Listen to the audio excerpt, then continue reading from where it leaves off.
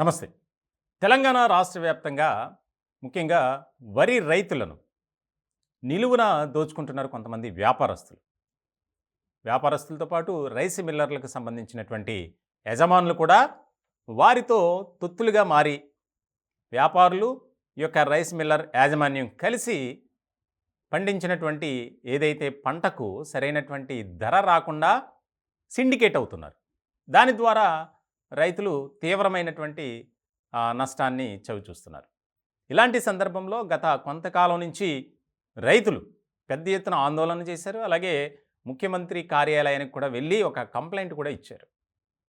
మమ్మల్ని ఈ రకంగా మోసం చేస్తున్నారు, దయచేసి మా గోడు విని పండించినటువంటి పంటలకు సరైనటువంటి గిట్టుబాటు ధర కల్పించండి మహాప్రభు అని. ఇలాంటి సందర్భంలో చాలా కీలకమైనటువంటి నిర్ణయం తీసుకున్నారు ముఖ్యమంత్రి రేవంత్ రెడ్డి. తెలంగాణ రాష్ట్ర వ్యాప్తంగా ఏదైతే రైతులు పండించినటువంటి ముఖ్యంగా వరి, ఈ ధాన్యం కొనుగోళ్లకు సంబంధించి అలాగే వాటి విషయంలో ఏ రకమైనటువంటి నియమ నిబంధనలు పాటిస్తున్నారు వ్యాపారులు అలాగే రైస్ మిల్లర్స్, దాని మీద ఫోకస్ పెట్టాలని, అలాగే దీనికి సంబంధించి ఒక రివ్యూ మీటింగ్ అయితే జరిగింది అధికారులతో. ఇలాంటి సందర్భంలో చాలా ముఖ్యమైనటువంటి ఆదేశాలను జారీ చేశారు ముఖ్యమంత్రి రేవంత్. చాలా కీలకమైనటువంటి అంశంగా ఇది మారింది. గత 10 ఏళ్లలో ఇదే రకమైనటువంటి దోపిడీ ఏర్పడింది. ఎక్కడా కూడా ప్రభుత్వం మమ్మల్ని పట్టించుకున్నటువంటి దాఖలాలు లేవు. ఆరుగాలం కష్టపడి పండించినటువంటి పంటలకు ఎప్పుడూ కూడా గిట్టుబాటు ధర రాలేదు.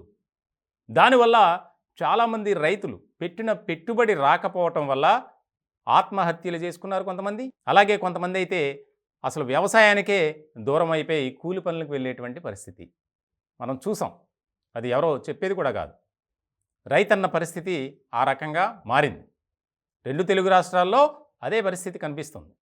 ఇలాంటి సందర్భంలో చాలా కీలకమైనటువంటి నిర్ణయం తీసుకున్నారు ముఖ్యమంత్రి. ఎవరైతే ఆ విధంగా రైతులను నిలువునా మోసం చేస్తున్నారో వారిపై చర్యలు తీసుకోండి. ఇది మొదటిది. అలాగే ఎవరైతే ఇలా తక్కువ ధరలకు ప్రభుత్వం పెట్టినటువంటి నియమ నిబంధనలు కొన్ని వాటిని ఉల్లంఘిస్తూ అధికారులతో కుమ్మక్కై వ్యాపారులు చేస్తున్నటువంటి ఈ అక్రమాలు మోసానికి సంబంధించి ఆ లిస్టు తయారు చేయండి. గతంలో రైతులు ఎవరి మీద అయితే కంప్లైంట్స్ ఇచ్చారో వారి లిస్టు రెడీ చేయండి, వారిపై చర్యలు తీసుకోండి, నోటీసులు ఇవ్వండి అని చెప్పి కూడా ఆదేశాలు జారీ చేశారు. ఇలాంటి సందర్భంలో చాలా ముఖ్యమైనటువంటి పరిణామంగా ఇది రాష్ట్ర వ్యాప్తంగా ఒక చర్చ జరుగుతుంది. ఎందుకంటే ఎంతో కష్టపడతారు రైతులు. ఇలాంటి సందర్భంలో వారు పండించినటువంటి పంటకు కనీస మద్దతు ధర కూడా రావడం లేదు. ఇలాంటి క్రమంలో ఎవరైతే ఆ విధమైనటువంటి అక్రమాలకు పాల్పడతారో వారికి సంబంధించి ట్రేడ్ లైసెన్స్లను రద్దు చేయండి. రానున్న కాలంలో ఎవరు కూడా వ్యాపారం చేసేందుకు వీలు లేకుండా కఠినమైనటువంటి నిబంధనలను తీసుకురండి. అప్పుడే ఈ యొక్క దోపిడీ అనేది తగ్గుతుంది అని ఇప్పుడు వ్యవసాయ శాఖ అధికారులు అలాగే మార్కెటింగ్ డిపార్ట్మెంట్ సంబంధించి మొత్తం అంతా ఉన్నతాధికారులు దీని మీద ఫోకస్ పెట్టారు. గతంలో ఎవరైతే ఈ విధంగా చేశారో చాలామంది రైతులు ఈ వ్యాపారుల చేతిలో మోసపోయి ఆత్మహత్యలు కూడా చేసుకున్నారు.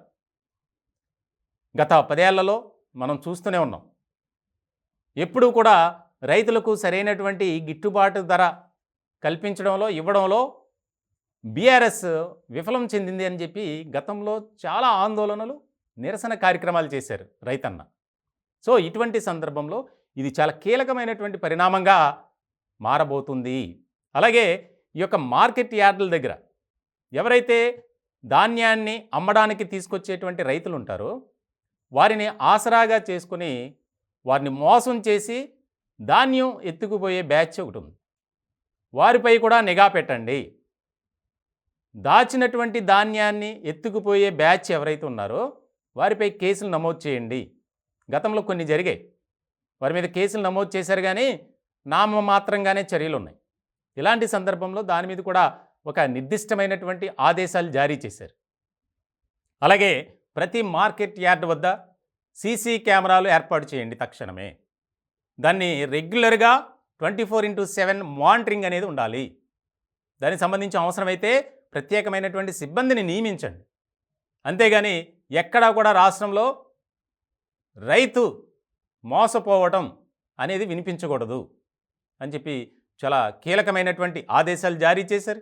దీనికి సంబంధించి రైతులు కూడా ముఖ్యమంత్రి తీసుకున్నటువంటి నిర్ణయం పట్ల హర్షం వ్యక్తం చేస్తున్నటువంటి పరిస్థితి.